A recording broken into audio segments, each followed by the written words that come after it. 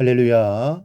사랑하는 대강의 가족 여러분, 오늘 하루도 하나님의 말씀과 동행하는 삶이 되길 소망합니다. 오늘 함께 나눌 하나님의 말씀은 마가복음 3장 22절에서 27절 말씀입니다.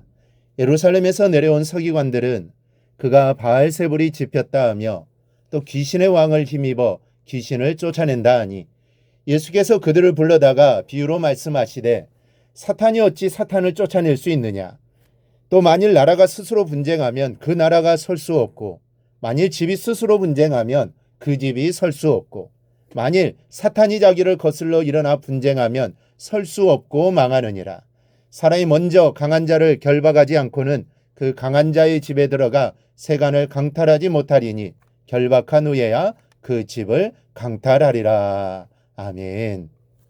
예수님께서는 못 고치시는 병이 없으시고 또 어떤 귀신들이라도 다 쫓아내신 것을 보고는 예루살렘에서 내려온 서기관들이 예수님이 바알세불에게 사로잡혔다고, 그래서 귀신의 왕의 힘을 빌려 귀신들을 쫓아내는 것이라고 비난을 합니다.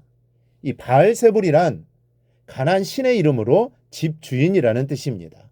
이 제사를 받는 신당의 주체자라는 뜻입니다. 그런데 이 바알세불이라는 말은 파리들의 주라는 또 하나 뜻을 가지고 있습니다. 그래서 유대인들은 바알세불이라는 말을 사탄을 달리 말하는 속어처럼 사용을 했습니다. 이 사탄이 부리는 귀신들을 이 날아다니는 파리 새끼들처럼 생각하고 그 대장인 사단을 파리들의 왕으로 격화시켜 바알세불이라고 불렀던 겁니다. 여러분, 사탄을 두려워하지 말아야 하지만 이렇듯 사탄을 너무 우습게 생각해서는 안 됩니다. 사탄은 그렇게 쉽게 볼 상대가 결코 아닙니다. 우리가 예수님의 능력을 힘입고 있기에 쉽게 대할 수는 있는 것이지 우리의 힘만으로는 절대로 이길 수 없는 것이 사탄입니다. 그런데 귀신 하나도 내쫓아 본 적이 없는 서기관들이 감히 이런 말을 하고 있는 겁니다.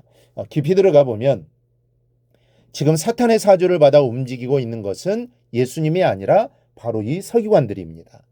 하나님의 아들의 사역을 가로막고 있으니 이것이 어찌 사람의 역사이겠습니까? 분명히 마귀의 역사입니다. 바알세불에 사로잡힌 자들이 하나님의 아들더러 도리어 바알세불에 사로잡혔다고 뒤집어 씌우고 있는 겁니다. 이 사건 속에서 우리가 잊지 말고 마음에 새겨야 할 것이 있습니다. 먼저 우리의 삶 자체가 영적인 싸움이라는 사실입니다. 지금 전면에 드러나는 것은 예수님과 서기관들의 싸움입니다. 사람과 이 사람의 관계입니다. 그러나 한꺼풀 벗겨내 보면 이것은 사람과 사람의 싸움이 아닙니다. 빛과 어둠의 싸움입니다. 사탄과 하나님의 싸움입니다. 영적인 치열한 전쟁이 지금 이 세상에서 맞붙고 있는 겁니다. 이 서기관들은 예루살렘의 종교 지도자들로부터 보냄을 받은 사람들입니다. 겉으로 보기에는 그렇습니다. 그러나 실은 사탄의 속을 해서 하나님의 아들을 죽이기 위한 트집을 잡아오라고 보냄을 받은 어둠의 사신들입니다. 예수님 또한 그렇습니다. 이 나사렛이란 촌동네 출신으로 사람들을 계몽하는 분 정도로 보여집니다. 겉보기에는 그렇습니다. 그러나 실은 우주를 통치하시는 하나님의 보좌로부터 인간 구원의 사명을 가지시고 하나님의 보내심을 받아 이 땅에 오신 분입니다. 그러니까 예수님은 항상 공중을 뒤흔드는 영적인 싸움의 한가운데 사셨던 겁니다. 다만 그것이 어두운 인간들의 눈에 보이지 않았던 것뿐입니다. 여러분, 우리의 삶 역시 그 자체가 영적인 싸움이라는 것을 잊지 않기를 바랍니다. 내가 원하든 원치 않든 사람은 누구나 하나님의 것이 아니면 사탄의 것입니다. 내가 내 것인 사람은 하나도 없습니다. 다만 자신이 사탄의 역사에 움직이고 있다라는 것을 모를 뿐입니다. 사람은 자기가 원하든 원치 않든 하나님과 사단의 거대한 영적인 싸움에 투입되어 있는 겁니다. 그러므로 어떻게 해야겠습니까? 항상 깨어 있어야 합니다. 전선에 나가 있는 군사들이 잠들어 있다면 그 싸움은 하나마나 여러분 뻔하지 않습니까? 여러분 항상 깨어 있기를 바랍니다. 하나님께서 하루를 말씀으로 시작하는 여러분들을 사랑하십니다. 여러분들이야말로 영적인 싸움의 최전방에 선 선봉자들입니다. 늘 이렇게 변치 않고 매일매일의 삶 속에서 기도를 통해 주님의 교회를 위해 열심히 싸워주십시오. 이 시간을 전쟁터로 생각하고 힘을 다하여 기도로 싸울 수 있기를 바랍니다.